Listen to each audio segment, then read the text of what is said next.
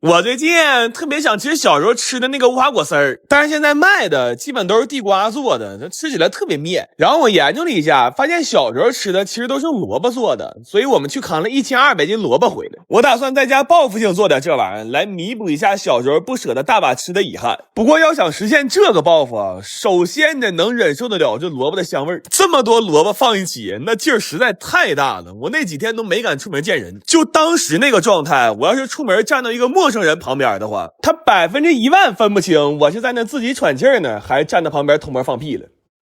然後為了吃的時候能没有蘿蔔味兒，我們這頓折騰啊，又是放鹽煞水，又是放糖和檸檬汁給它腌底味去辣味，就連最後抓拌用的梅子粉我都費了老多心思了。我買了50斤话梅回來挨個取肉，然後打粉的時候還放了好多陳皮和甘草。這活幹的比回老家掰苞米還累，不過吃起來應該很健康。但是這麼多蘿蔔湊一起，家裡根本就曬不下。後來我把家裡所有能通風的東西都給拆下來晾蘿蔔了，完了提前選了個大晴天，整整鋪了一院子。接下來這個過程就是我命由天不由我了，那屬於是晴天定豐收啊，但雨天直接死。把這些蘿蔔都晾上了，後面就沒什麼活了，我們也能出去過個節了。正好前2天在得物買的阿瑪尼黑武士手錶也到了，我火速就給帶上了。他們都是品牌執法有正品保障的，還有假1賠3售後保修的服務。现在點評論區打個得物，還有機會搶1000元無門檻優惠券，你們快去看看吧。然後這些蘿蔔曬了2天半，那狀態特別好，我感覺再風乾1個晚上就能豐收了。但是萬萬沒想到，那天晚上太極否來，物極必反了。那後半夜睡得最實的時候，外面下了3個小時雨，生生把我要曬好的蘿蔔乾都給澆成蘿蔔了。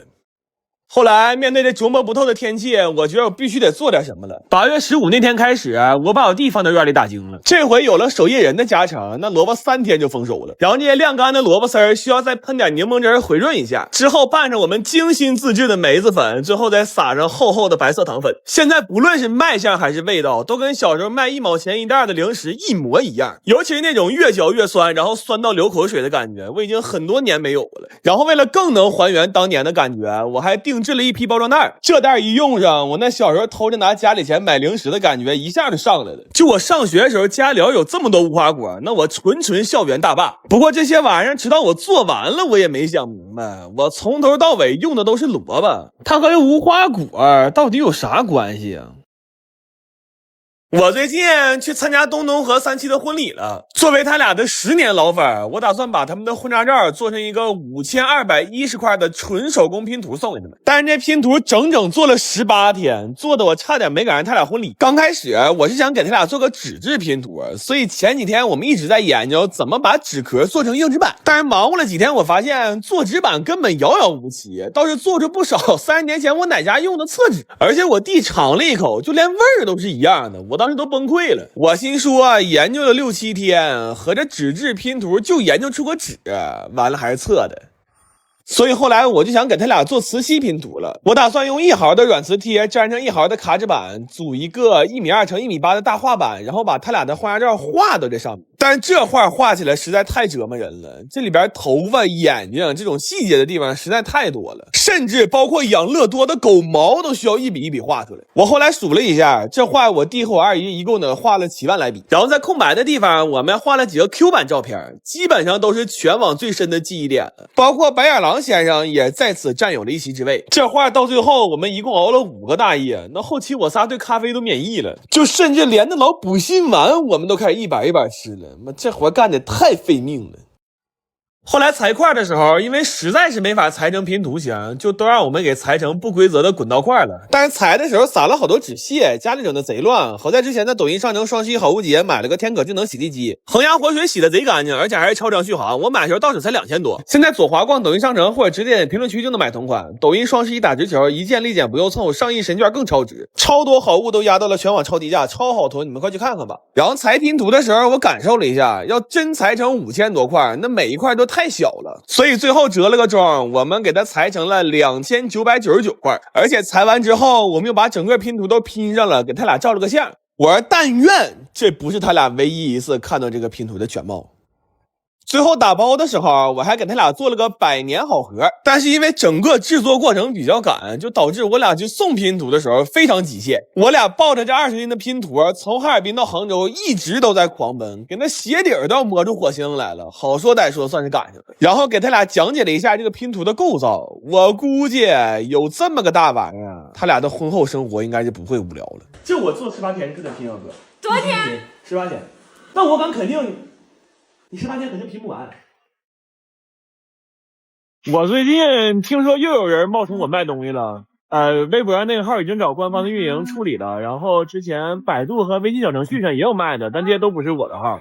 我現在自己發 PR 的號是抖、快、紅、幣，那這麼一折騰，估計微博也得開號了。但朋友們切記啊，就是哪怕是你從小一起光腚長大的親二姨跟你說我能買着狗送自己做的吃，你也別信。我們自己做那個玩意兒，大夥都不夠分的，就別說出去賣了。但是我醜話說在前頭啊，要是有一天我賣的情況下，你可別不買呀！我最近換季老咳嗽，就想買點秋梨膏喝，但是外賣的也不知道成分純不純，所以我索性買了450斤砀山酥梨，我打算自己在家熬點秋梨膏。但是梨這個東西吧，它屬於是寒性水果，我看到一個做法是把梨先雪皮炒熟，然後再放到一起燉，這樣就能去寒了。好家伙，這些梨雪皮插絲幹了10來個小時，都要給我們累麻了。我心說，要是這麼折騰完了還不能去寒的話，那我只能在燉的時候放上2斤羊肉了。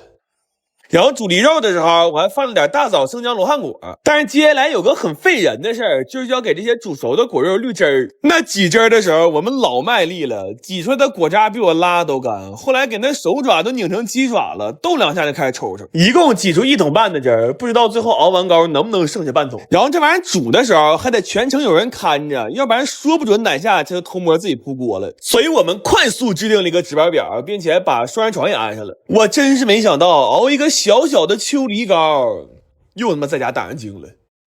後來我發現這放張床真行，所以我打算用祝小幫重新把這屋裝修一下。裝修小白就用設計我家選擇小區戶型就能生成3套不同風格的設計案例，720度看實景效果都是免費的，照着裝連設計費都省了。要是怕花錯錢，就用智能預算輸入戶型面積就能獲得全面報價，人工材料費都標得明明白白，能避免很多坑。家裡裝修的都可以點左下角看看，就算對裝修一竅不通也能輕鬆搞定。然後為了增強秋梨膏的止咳效果，我還放了點川貝母。這玩意兒我一共才買了3兩多，卻花了我將近4000元呢，這換算下來比我命都值錢。就現在這個秋梨膏的成本呢，那別說咳嗽了，我估計我咳血都不一定能捨得喝。